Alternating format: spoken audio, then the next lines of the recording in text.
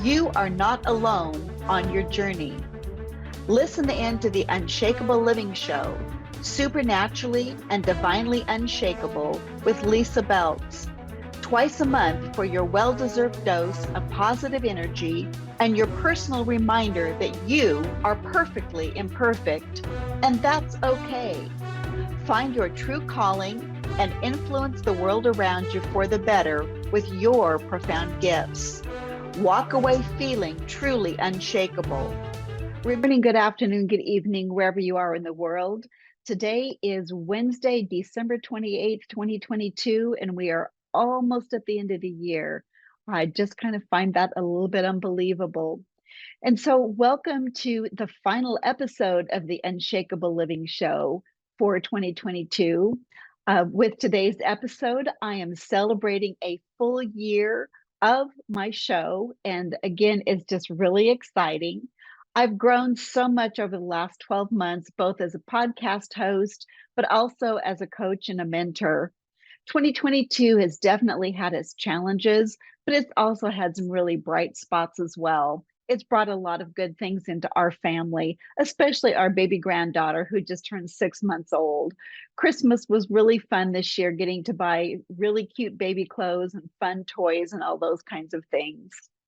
So I also want to remind you, my listeners, that starting in January, I will be doing my live streams on my YouTube channel. If you go to YouTube, you can just search for the Unshakable Living Show, or you can search for Lisa Beltz, Lysabeltz. The audio will continue to be posted to the podcast apps if you're subscribed and listen on the podcast. You can also reach me at Coach Lisa at lisabeltz.com. And again, remember Lisa spelled funny, COACHLYSA at LYSABELTZ.com if you have any questions. So I'm not sure about you, but right now I'm hearing a lot on social media and podcasts and news articles about goal setting for the new year. We all talk about, starting our exercise programs and getting back to eating right and all those kinds of things. And finding your word of the year and reflecting on the accomplishments that you had for 2022. And there's a lot of right things with these ideas. But in order to build an unshakable 2023, I encourage you to notice and document what went well this year so that you can spot those things and be sure you continue to do them into next year. And then also look at the things that you need to tweak or do differently so that you're more effective or more productive, and get closer to the outcomes you're looking for. For me, all of this goes back to being intentional. If I could go back and teach my younger self one thing, it would be how to have an intentional mindset and how to live with intention. It's not just going through life. It's not just letting life happen to you. It's recognizing that life is happening for you. And the more intentional you are with what you want life to look like and how you want it to go, the more that becomes your reality. I've also gotten to know myself well enough to identify what motivates me. So again, as you think about an unshakable beginning to 2023, what do you care enough about and what can you focus on so intently that you forget to grab coffee or you forget to go eat dinner? That's where your passion lies, and your passion will lead you to your purpose. I also need to know how and when I work best so that I can be the most productive. I can have the best plan in the world, but until and unless I take action on it, it's not going anywhere. We're back to the parked car analogy. God can't steer a parked car. So having a plan but not executing on it is like sitting in a car trying to turn the steering wheel and you really don't go anywhere. So, two tools that I want to mention to you to help you figure out how you're organized and what's important to you and what areas of life you might want to work on are out on my website. So, if you go to lisabelts.com and click on the resources tab, there are two PDFs that you can download. They're for free, and that will be helpful in looking at your unshakable beginnings.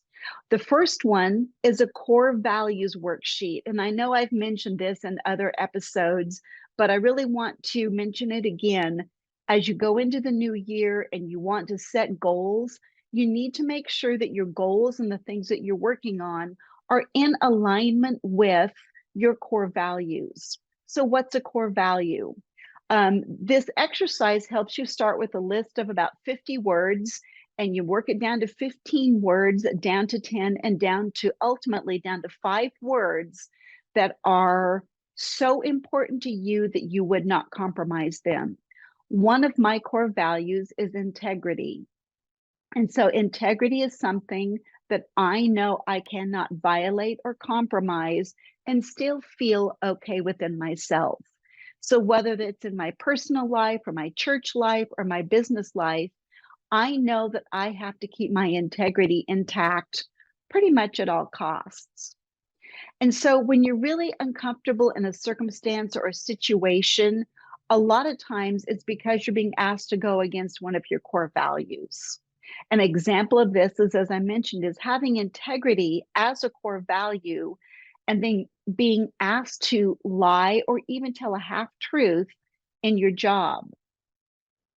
Maybe it's a customer that you have on the phone. You're not going to be satisfied or fulfilled when you're asked or choose to do something outside of your core values. So it's helpful when you're setting your goals and putting your action plan in place to really know what your 5 core values are and make sure that you incorporate those into your planning. The second PDF is called A Wheel of Life. And I know there's a lot of different varieties and variations of this floating around out on the internet. You can Google it and find a Wheel of Life worksheet as well. It helps you look at different aspects of your life and you decide how well things are going in each of those. There are suggested titles, so you're going to look at 8 areas of life, and there are suggested titles on the worksheet, but you can write in your own if there's an area that you want to look at. You then rank where you would ideally like to be on a scale of like 1 to 8. And so, like, if your ideal is an 8 and you're at a 4, that would be an area that you could choose to work on next year. And again, why do we do the Wheel of Life when we're setting our goals for next year?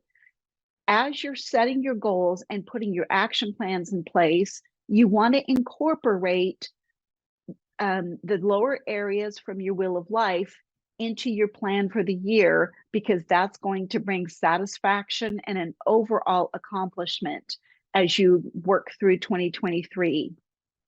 I also encourage people to look at these things quarterly. So, January, obviously, first of the year, first of the quarter.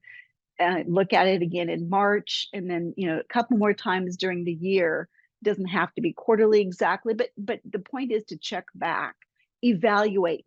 Have I grown? Do I need to shift some things? So again, setting goals is important, and you want to set your goals with intention.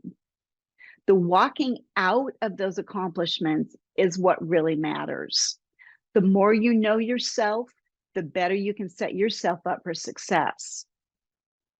Another thing I do with my coaching clients is we look at different personality profiles. There's several different ones on the internet that you can find. Some of them are free. Some of them you do have to pay a fee. Some of them are, $10 up to $30.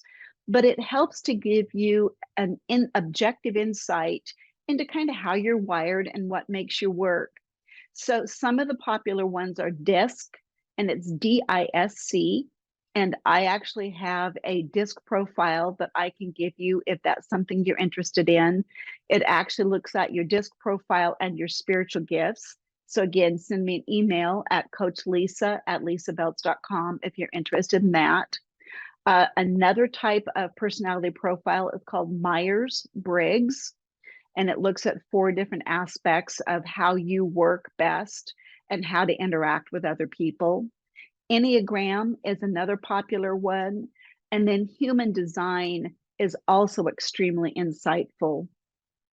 I just recently completed the Strength Finders test again. It's the 3rd time I've done it. And my results this time were actually a little bit different. I believe that is because of all of the personal growth work that I've done over the last 4 years. I am more authentically myself now than I have ever been in my life. And it really showed up in my Strength Finders.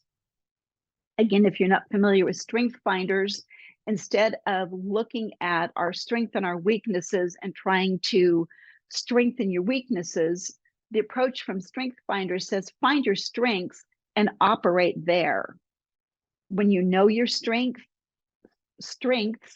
then you can find jobs or activities, find your passion in those things, and it's really going to help to propel you forward. So I also want to talk right now, and then we're going to take a break, and then we'll get into more detail.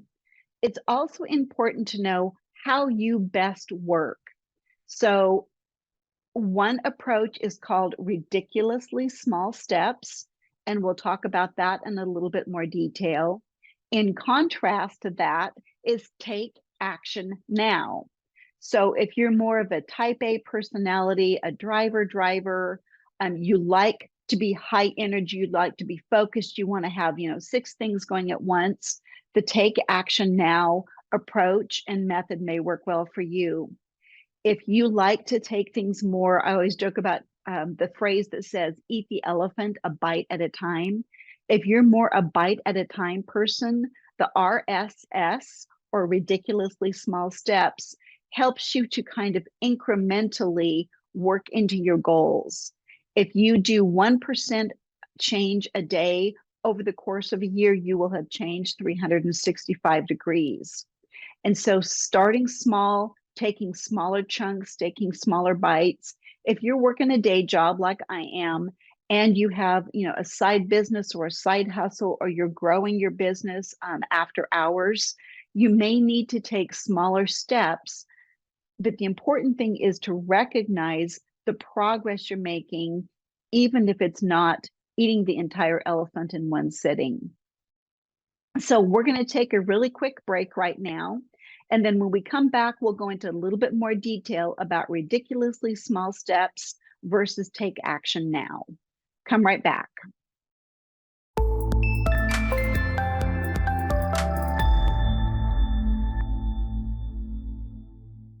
And we are back. This is Coach Lisa, and we're talking about different approaches to walking out and accomplishing your goals once you've set them. And so the first one I want to talk about a little bit more in depth is called ridiculously small steps. And so when you have a task or a project that feels overwhelming, do exceptionally small things to get started.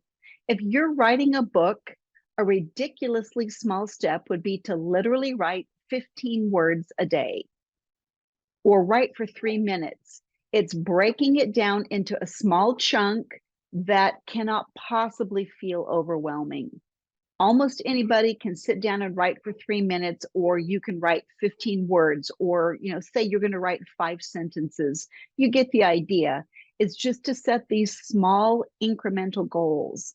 And it may be that you do that 2 or 3 times during the day, and at the end of the day, you've got a paragraph written. But the point is, don't feel like you need to hold yourself accountable to write a chapter every day, particularly if that just does not work with your schedule, or you're waiting for the creativity to kick in. So getting started is half the battle. And so we talk about kind of that being stuck or that inertia. If you go back to the law of physics, a body at rest tends to stay at rest. If you can incrementally start out with those ridiculously small steps, just do something to get yourself in motion. For me, when I'm writing, and I am currently writing a devotional right now, um, I hold myself accountable to just write 1 day's worth of devotion when I sit down, and I don't do it every day. So rather than saying, okay, I'm going to knock out 5 of them today, it's like, no, my goal is to do one. And so by breaking it down and keeping it small and manageable, the recovering perfectionist in me who fought procrastination for years and years and years, I'm actually able to get things done because I don't feel like I have to have, I'm going to exaggerate here a little bit. I don't have to have 6 hours to sit down and focus and try and get, 5 devotional days worth done at one time. If I can sit down and write for even an hour, I can get one whole devotional done. There's going to be 120 days. And so if it takes me, 120 days to write one a day, that's great. I just remember to recognize my progress. Sorry, I'm struggling with words tonight. Recognize my progress and not beat myself up when I feel like I'm behind. It will get done. It is getting done. Now, the take action now process is really designed to get you in motion and keep you in motion and keep that momentum going. So for the take action now approach, what I have found that works well for me is to work in 2-hour increments. So again, if I'm working my day job as a project manager, if I'm working on something and I know I need some focused time to really get stuff done, a 2-hour window works really well for me. So I'll block off 2 hours and focus for that 2 hours on accomplishing one major thing. To set yourself up for success, if you're going to do that time block thing, make sure that you've got your water in the room with you, or snacks, or whatever you need. Eliminate all excuses. Put your cell phone in the other room, put it on silent if you can, and just give yourself the space in the room to focus. If you're doing really well at the end of those 2 hours and you want to keep going, that's great. But for me, I find that at the end of those 2 hours, if I can get up and walk around for 5, 10, even 15 minutes, and then come back, I'm able to focus again. And so it's not like either the ridiculously small steps or take action now is one is better or one is worse. It really is about identifying what works good for you and giving yourself permission to do that. One other approach that I have used that also has worked really well for me is called the time box method. And so again, if I think of a 2-hour increment, that's basically 120 minutes. If I have 6 tasks that I need to get done in that 2-hour time block, I basically say I'm going to spend 20 minutes on each task, whether I finish it or not. And so again, I'm giving a slice of time to each of the 6 tasks. One of those tasks might be small enough that I finish it in 5 minutes, so I can then allocate that time to one of the other tasks. But the point is to work on all 6 things, hopefully completing at least one of them. Again, it depends on what the project is. And so you may have to do 2 or 3 blocks of 2 hours to finish all 6 of them. But that way you're making progress and advancing on all of them at the same time. So as a project manager, we talk about using something called a work breakdown structure. And so basically it's taking a bigger, more complex task and breaking it down into pieces. Going back to my elephant analogy, it's eating the elephant a bite at a time. Your work breakdown structure is identifying what those bites are. And this approach works really well on either any big project or an effort. And so if you're planning a vacation, list out the big effort items. And so the list I made was packing your bags, arranging your transportation, arranging for your lodging, planning on your fun things, security, and then the weather. And so under each of those categories, you're then going to break those down into either tasks or things to remember. If you're packing, if you're packing for your kids, the things you got to make sure you get, and medicines and all those kinds of things. So again, it is documenting it, it is breaking it down and taking the things that feel overwhelming and putting them into smaller pieces that are not overwhelming. For this to work, however, you have to refer back to the plan. I've actually had a couple of people do the plan and then set it aside and missed a step. And it's like, okay, if I'd gone back and actually looked at the plan I put together, it would have worked much better. So, also as a project manager, we always talk about setting a vision at the beginning of the project. Begin with the end in mind. And so, sticking with our vacation analogy, not only do you want to travel and go do something, but what are the memories you want to create while you're there? What is the feeling and the environment and the ambiance that you want? Those are the things that you set out with as you create that vision of what you want that vacation to be. So, as you think about your unshakable goals for 2023, remember that bigger picture of why you're doing it. I also encourage you in your goal setting to think about how you want to feel as you're accomplishing your goals. And then how are you going to feel once those goals are finished? What does that look like when you get to the end? And if you'll bring all 5 of your senses and your emotions into your goals, they become much more rich in both the doing and the finishing. So I also want you to step back and look at 2022 and think about what you learned. Think about 5 big things that happened this year, and not just the good things. If there were some hard and challenging things, those may be some of your 5 as well.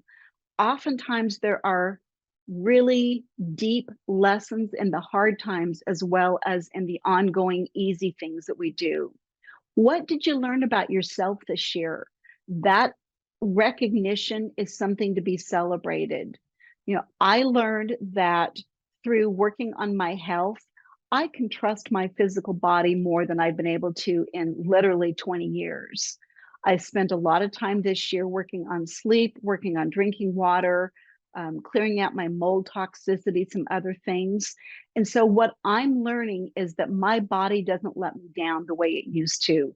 That's a pretty huge thing for me for this year. And so, again, as you look at your big 5, how did you feel during each of them? It may be a roller coaster ride for one and complete euphoria for another of your 5. Go back and tap into those feelings, sit with them for a bit, and extract out of them all that you can.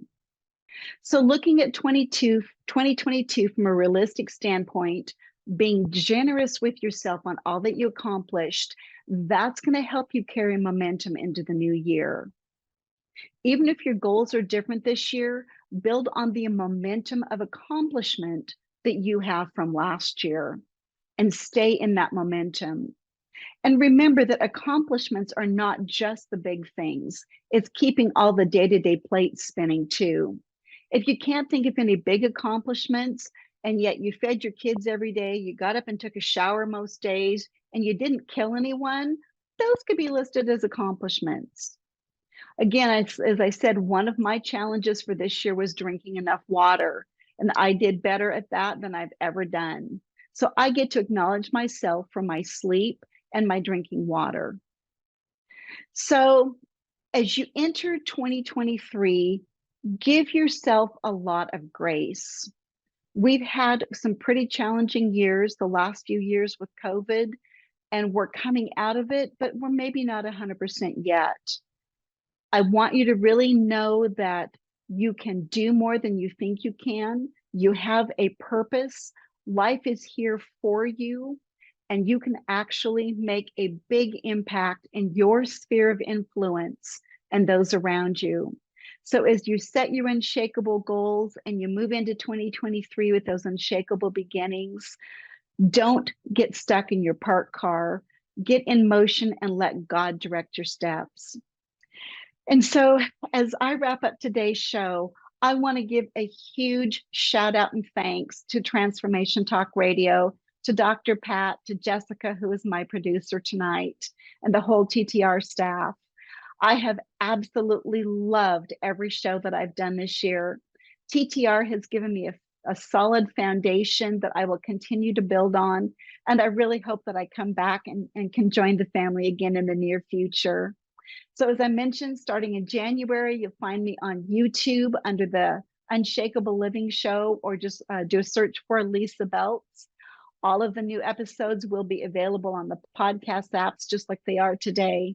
I would love to have you subscribe to my YouTube channel. Just find me. I'm also on Instagram and Facebook. God bless your new year. Let's welcome in 2023. Thank you and good night. You've been listening to the Unshakable Living Show, Supernaturally and Divinely Unshakable with Lisa Beltz. Tune in twice a month for your well-deserved dose of positive energy and your personal reminder that you are perfectly imperfect, and that's okay. Find your true calling and influence the world around you for the better with your profound gifts. Walk away feeling truly unshakable. Remember, God can't steer a parked car, so step on the gas now with Lisa and let Him do the rest.